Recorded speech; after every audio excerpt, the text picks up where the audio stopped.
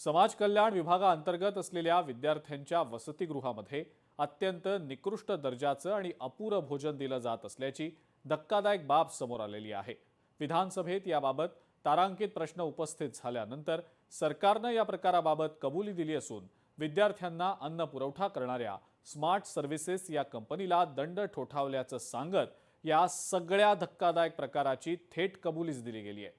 या कंत्राटदाराच्या मनमानी कारभाराबाबत अनेक तक्रारी होऊन सुद्धा राज्य सरकारकडून त्याला अभय दिलं जातंय।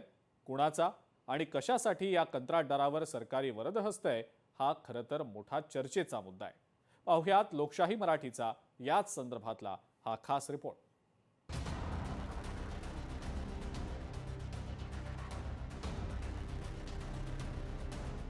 वसतिगृहातल्या विद्यार्थ्यांना निकृष्ट भोजन, कोट्यवधींची कंत्राट घेत ठेकेदार कंपनीचा मनमानी कारभार, स्मार्ट सर्व्हिसेस कंपनीकडून अटी शर्तींचं उल्लंघन, स्मार्ट सर्व्हिसेस कंपनीकडून विद्यार्थ्यांना निकृष्ट आणि अपुरं भोजन, कंपनी विरोधातील तक्रारीनंतर सरकारची विधानसभेत कबुली, पंतप्रधानांकडे तक्रार होऊन सुद्धा ठेकेदारावर कारवाई नाही। सामाजिक न्याय मंत्री संजय शिरसाट यांनी स्मार्ट सर्व्हिसेस कंपनी ठेकेदारानं ई निविदेतील अटी शर्तींचा भंग केल्याचंही लेखी उत्तरात स्पष्ट केलंय।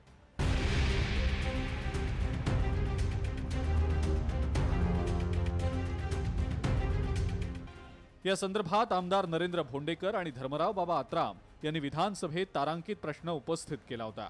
या निमित्तानं राज्यातल्या अनेक वसतिगृहात अशा प्रकारचीच अव्यवस्था असल्याचं धक्कादायक वास्तव समोर आलं। तसंच तिथल्या ठेकेदारांचा मनमानी कारभारही चव्हाट्यावर आलाय। वसतिगृहातल्या विद्यार्थ्यांना जेवण देताना स्मार्ट सर्व्हिसेस कंपनीनं कराराच्या वेळेला ठरवलेल्या अनेक अटी शर्तींचा भंग केलाय।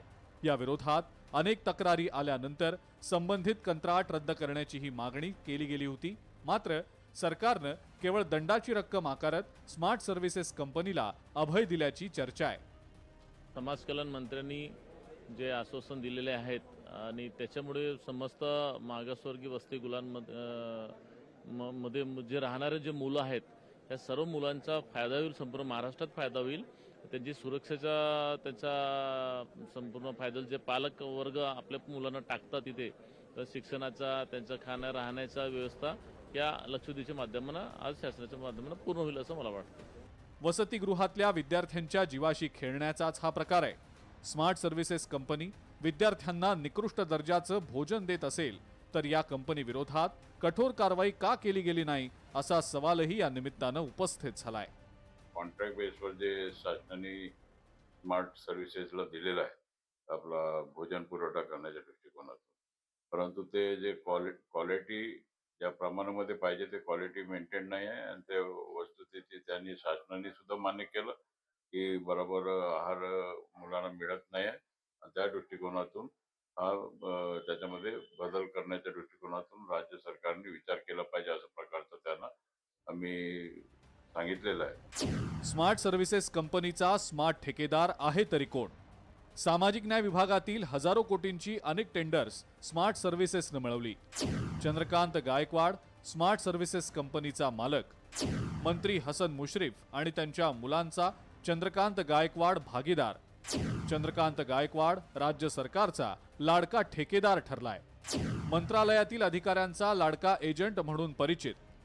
चंद्रकांत गायकवाडवर याआधी ईडीची छापेमारी झाली आहे। अद्यापही गायकवाडची ईडीकडून चौकशी सुरू।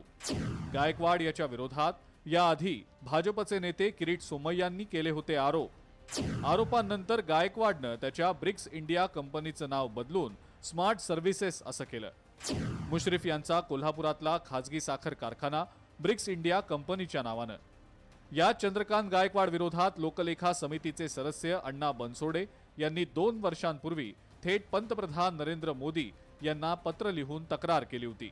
त्याच्याकडे असलेली सगळी कंत्राटं रद्द करण्याबाबत कारवाई करावी अशी विनंतीही बनसोड यांनी पंतप्रधानांकडे केली होती।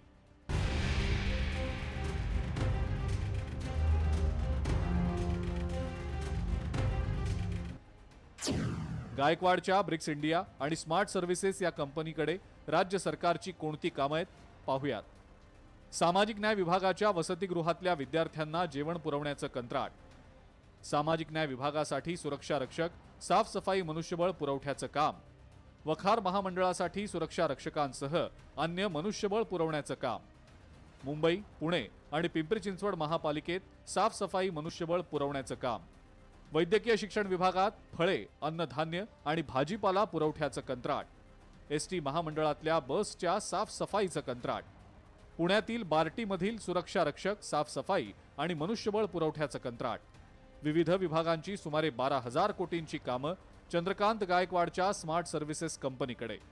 राज्य सरकारच्या विविध विभागांची सुमारे 12,000 कोटींची कामं चंद्रकांत गायकवाडच्या स्मार्ट सर्व्हिसेस कंपनीकडे दिली जातात.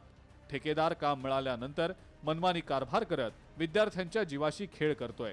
त्याच्या विरोधात अनेक तक्रारी असताना सुद्धा सरकारची त्याच्यावर मेहरबानी का आहे? तो सरकारचा लाडका स्मार्ट ठेकेदार का ठरलाय? सरकारमध्ये नेमका मलिदा कोण खातंय? गायकवाडच्या स्मार्ट सर्व्हिसेस कंपनीला अभय देण्यामागे कुणाचा फायदा आहे? गायकवाडला पाठीशी कोण घालतंय? अशा एक ना अनेक प्रश्नांची उत्तरं ही सध्या अनुत्तरित आहेत. पंतप्रधान मोदींनी न खाऊंगा न खाने दूंगा असं म्हणत प्रशासनातल्या भ्रष्टाचाराविरोधात तीव्र मोहीम उघडली आहे. राज्य सरकारला त्याचा विसर पडलाय का? मनमानी करणाऱ्या स्मार्ट सर्व्हिसेसच्या चंद्रकांत गायकवाड याच्यावर नेमकी कधी आणि काय कारवाई होणार याचकडे आता सर्वांचं लक्ष असेल. चंद्रशेखर भांगे, लोकशाही मराठी, पुणे.